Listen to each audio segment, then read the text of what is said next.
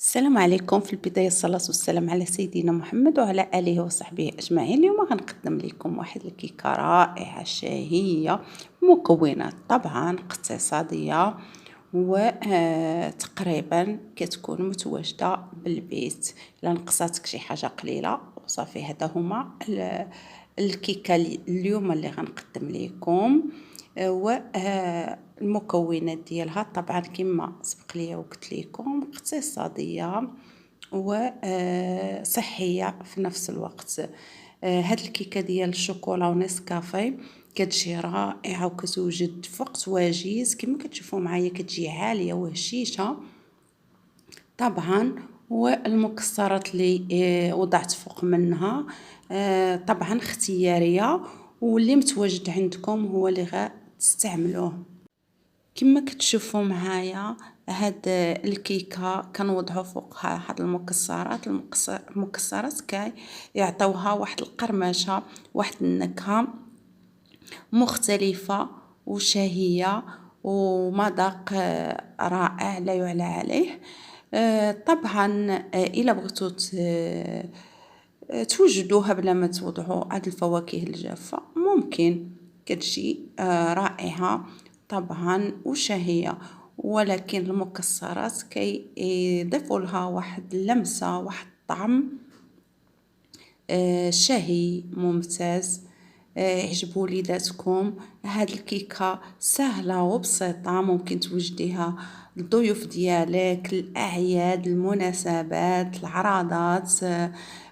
ممكن توجديها في أي وقت أبغيتي، كتوجد في وقت وجيز وفي نفس الوقت كتعجب الصغير والكبير.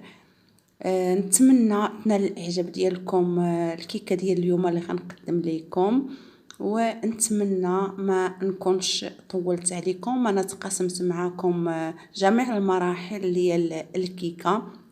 انا استعملت غير الضراب اليدوي، فاش كنكون مزروبه كنستعمل الضراب الكهربائي. طبعا عندهم نفس النتيجه، وممكن تستعمليه حتى الكاس ديال مولينيكس الا احتاجيتيه. هنا المكونات كما كتشوفوا معايا، هنا المكسرات غنضيفهم في الاخير، وهنا معلقه كبيره ديال الخل، نص كاس ديال الزيت، وكاس ديال سكر الخشين سنيده، وكاس ديال الحليب، قبيصه ديال الملح وضعتها في الاناء، والدقيق واحد 2.5 كيسان ديال الدقيق. طبعا الدقيق ممكن يدخل اقل او اكثر. هنايا كما كتشوفوا معايا المكسرات طبعا اللي عندكم، ما عادش تكلفوا راسكم، غير اللي عندكم. وإلا ما كانش المكسرات ممكن توضعوها بلا مكسرات، كتجي رائعه. غير المكسرات كيضيفوا لها واحد اللمسه. هادو هما المكونات كما كتشوفوا معايا اللي عاد نستعمل. 3 ديال البيضات، 3 ديال البيضات متوسطه الحجم، ممكن تستخدموا غير 2 الا كانوا عندكم كبار. تضربوهم مزيان مع ديك القبيصه ديال الملح اللي حنا وضعناه في الاناء. طبعا الملحه كنوضعوها غير بالتعديل الذوق فقط. كنضربوا وكنضيف سكر الخشين سنيده، كنطلعوا شويه.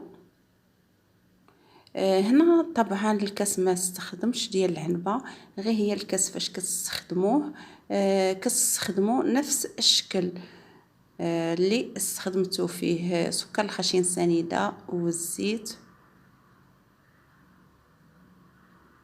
هنايا نص كاس ديال الزيت. الزيت ما كتوضعوش دقه واحده. في الاول راني ضفت سكر الخشين سنيده، ضربته مزيان على ما طلع ليا البيض، وعاد ضفت الزيت، نص كاس ديال الزيت، شويه بشويه شويه بشويه، وكنطلعو. ما كنضيفوش دقه واحده باش ما كيهبط لياش الخليط ديالي، كيبقى بومبي. صافي على ما كنسالي داك نص كاس ديال الزيت ديالي، وانا كنضرب في نفس الاتجاه، كتضربوه في نفس الاتجاه باش كيزيد يطلع معاكم ما كيهبطش.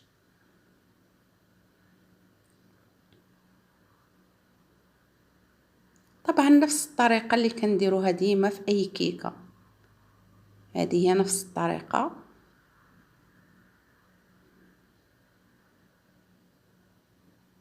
كنضربها مزيان لما كيبان ليا ضعف الحجم، وكنضيف الحليب.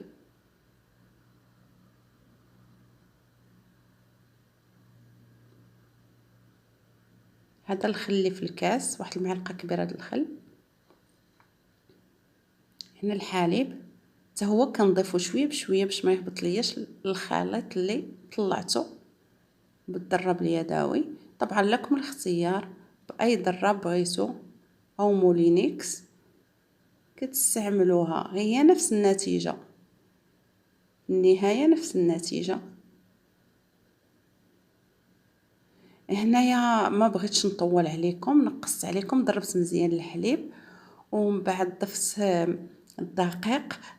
كما سبق ليا وقلت لكم على حسب الخليط ديالكم، على ما كيتكتب لكم رقم 8 وكيبقى مكتوب فوق الخليط ديال الكيكه، صافي كتعرفوها ما خاصهاش الدقيق. صافي هذا هو القوام النهائي. هنايا درت واحد الخماره ديال الفاني وحده النكهه. طبعا الا كان عندكم غير زيت حامضه او زيت ديال البرتقاله تستغناو على الفاني. هنايا عندي واحد الساشيه ديال الكاكاو، ساشيه غير وحده، القوام ديال معلقه كبيره ديال الكاكاو، ونحتاج معلقه كبيره ديال النسكافيه. الكاكاو مع نسكافيه كيدير واحد الطعم رائع، شهي. ما كتعرفيش كاع شنو كتاكلي، واش شوكولا نوار، واش ما كيجي داكشي خيالي رائع. كنضربوه مزيان ومن بعد عاد غادي نزيد الدقيق، لان الكاكاو كيجمع الكيكه. هنايا وضعت شي كاس ونص ديال الدقيق، وعاد نزيد لان هنا القوام مازال خفيف. وعاد نغربل في داك الدقيق، عاد نغربل الخماره بيكين باودر 16 غرام. صافي وعاد ندير عاد نخلط. هنا وضعت جوج خمارات حمر بيكين باودر 16 غرام. عاد نخلط على ما غادي نحس به بدا كيتقال، عاد نكتب رقم 8. صافي الا بانت ليا تكتبات وبقات باينه مكتوبه ما غنزيد والو، عاد نزيد غير الخل باش كيعطيها، باش كتبقى فاش كتعلى ما كتوليش تهبط، كيعلي الكيكه وفي نفس الوقت كيهششها، وفاش كتنزليها من الفرن ما كتوليش تهبط لك، كتبقى في نفس العلو ديالها. صافي ان فوا كتبت لي 8 صافي وضعت الخل وعاد نجمع الكيكه ديالي، نجمعها مزيان ما يبقى ليش لاصق في الجوانب الدقيق. صافي وعاد نكون دهنه المول ديالي. هنا راني دهنها بالزيت والدقيق او الزبده والدقيق اللي عندكم متوفر، ما عاديش تكلفوا راسكم. هنا كما العاده كنعليو يدينا مزيان وكنخويو الخليط ديال الكيكه ديالنا ديال النسكافيه والكاكاو، نعليو يدنا مزيان ونحاولوا نقادو المول ديالنا.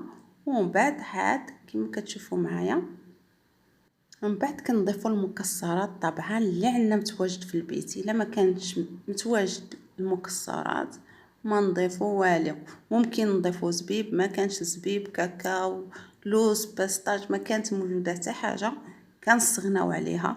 هي بوحدها هاد الكيكه كتجي رائعه لا يعلى عليها بدون مكسرات. طبعا هاد اللمسه ديال المكسرات كتجيبها مختلفه وكتجيب ديك الكيكه ديالك مبهره، وفي نفس الوقت كتجيب لها واحد القرمشه، وكل عضه كتعضيها من ديك الكيكه ديالك كتجي مختلفه وبمذاق مختلف. هذا هو الدور ديال المكسرات. ما عندكمش ممكن تستغناو عليها وكتجي الكيكه ديالكم طالعه هشيشه شهيه، وفي نفس الوقت ما تضركم ما والو، وما تشبعوش منها. هذه هي الكيكه ديالنا من بعد ما وجدناها. كما كتشوفوا معايا كتجي طالعه وهشيشه وخفيفه في نفس الوقت. شحال ما كليتي منها ما تشبعيش منها، وبالصحه والراحه. نتمنى الكيكه ديال اليوم كما كتشوفوا معايا تعجبكم، تنال الاعجاب ديالكم. المكونات ديالها كما سبق ليا وقلت لكم اقتصاديه ومتواجده عندكم. اي حاجه ما كانتش متواجده عندكم ممكن تستغناو عليها، وبالصحه والراحه. تقسمت معكم تقريبا جميع المراحل، نقصت لكم غير شي مقاطع باش ما يجيكمش الفيديو طويل. وهذه هي الكيكه وهذا هو الطبق النهائي.